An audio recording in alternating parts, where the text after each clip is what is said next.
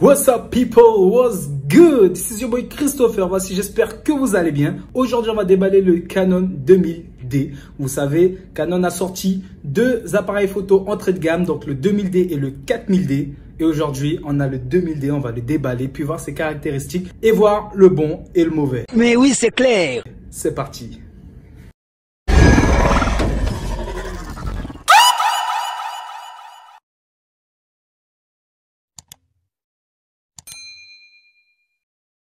Donc voici, la boîte se présente comme ceci. On a l'appareil photo juste devant, donc c'est du 1855.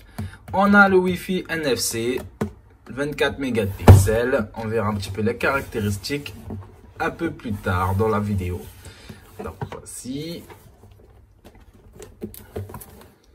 Ok, on passe à l'unboxing, donc on va ouvrir la boîte. Ah oui, tout d'abord, voici, j'ai acheté juste la petite housse pour ranger justement l'appareil photo.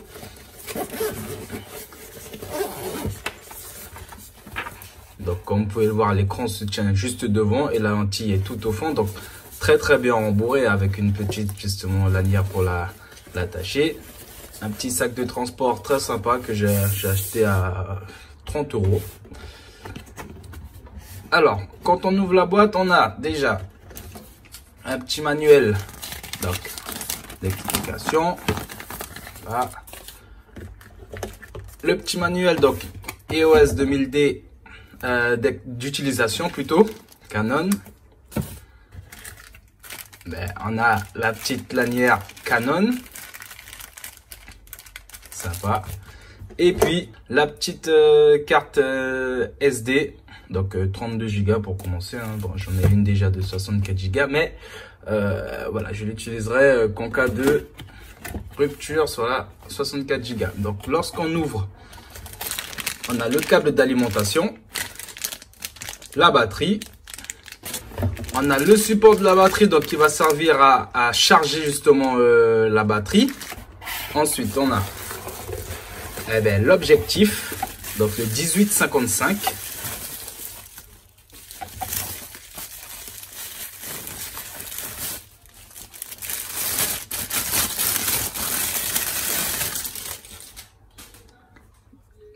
Voici.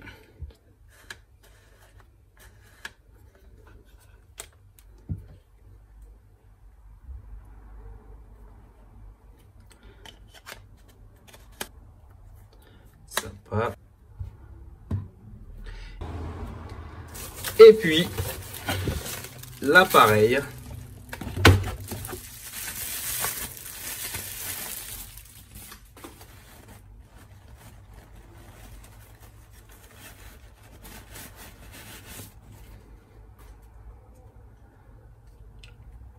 There it is, the Canon 2000D.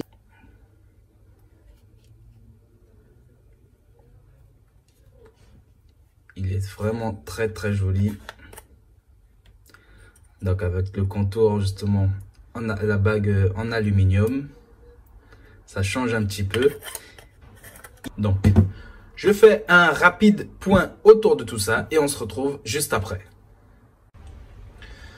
Donc voici, une fois que vous avez mis la carte SD et que vous insérez la batterie.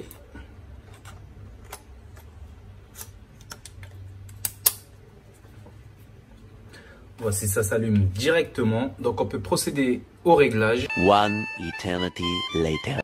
Alors tout d'abord, c'est un réflexe. Qu'on se mette d'accord, c'est un réflexe pour son prix, donc moins de 500 €, c'est quelque chose de très bien pour un réflexe, même pour quelqu'un qui veut débuter dans la photographie, pas forcément professionnel, mais aussi amateurisme. Vous n'avez pas la possibilité, à cause de ce petit point noir que vous voyez ici, mettre un autre flash qu'un flash Canon. Je trouve ça quand même dommage, vu que les flashs Canon sont assez onéreux, je dirais. On peut trouver des flashs à très bon prix qui sont d'aussi bonne qualité.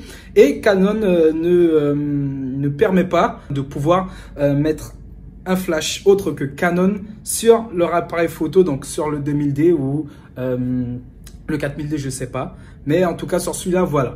Alors, il faut savoir qu'on ne part pas sur un 4K, d'accord? Ce sera du Full HD. Ne comptez pas sur de la 4K ou Voilà, on va partir sur du 1080p, donc du Full HD. Donc il n'a pas ce fameux écran rotatif que l'on peut déclipser. Donc moi je trouve que ça sert pas mal, surtout lorsque vous débutez sur YouTube ou autre, vous voir dans la caméra, régler un petit peu le flou et tout. C'est quelque chose qui peut servir énormément et bon, ils l'ont pas fait sur ce modèle. Bon, écoutez. Donc l'écran n'est pas tactile, donc vous devrez tout faire à l'aide des boutons qui sont justement sur la manette. Alors c'est parti pour un rapide test audio et image. Donc voici, c'est parti pour le test image du Canon 2000D. Donc vous pouvez me dire en commentaire ce que vous en dites.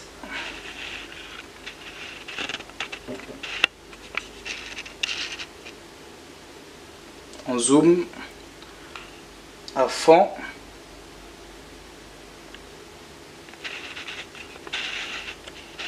Ce n'est pas un test audio vu que je ne suis pas face justement à l'objectif. Donc ça reste vraiment un test image. Et puis maintenant nous sommes sur un test audio. Donc vous me dites aussi en commentaire qu'est-ce que vous en dites. Est-ce que je dois forcément acheter un microphone externe? Mais voilà, là j'essaie de parler un petit peu pour que vous ayez une idée justement de la qualité sonore. Et est-ce que c'est forcément obligé, voilà, d'acheter justement le microphone externe? Pour ma part, je pense que oui, vu que c'est vrai que la voix elle est quand même pas mal saccadée. Il y a beaucoup de parasites un petit peu partout, donc ce serait peut-être mieux. Je recommanderais en tout cas moi d'acheter un microphone externe, même si voilà, votre appareil a une excellente qualité sonore.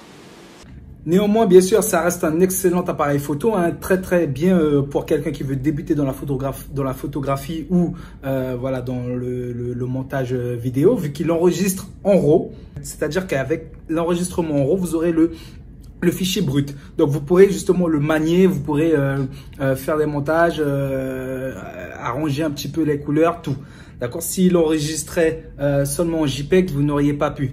La moitié des appareils qui enregistrent en JPEG font le travail d'eux-mêmes, mais c'est peut-être pas forcément quelque chose de très bien. Ça va pas forcément rendre quelque chose de joli. Enfin, je dirais pas de joli, mais plutôt quelque chose que l'on veut faire à notre sauce. Voilà. Voici, c'est tout pour cette vidéo. Alors n'hésitez pas, abonnez-vous, mettez un petit pouce bleu et activez la petite cloche de notification pour ne rien rater. Ou faites plus simple, appuyez sur ma petite tête en bas de l'écran à droite.